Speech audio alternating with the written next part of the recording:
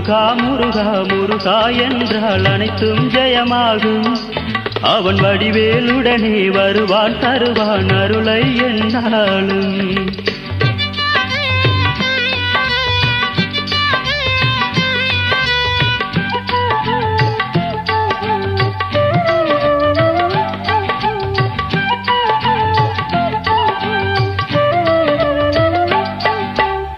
பாலும் தேனும் பன்னீரும் சேர்த்து பஞ்சாமிர்தத்தோடு நல்ல பசுமஞ்சள் சந்தனம் அபிஷேகம் செய்தால் பாவங்கள் தீராது.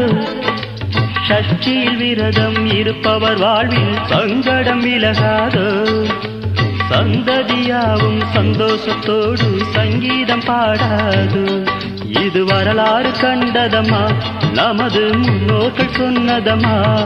இது வரலாறு கண்டதம்மா,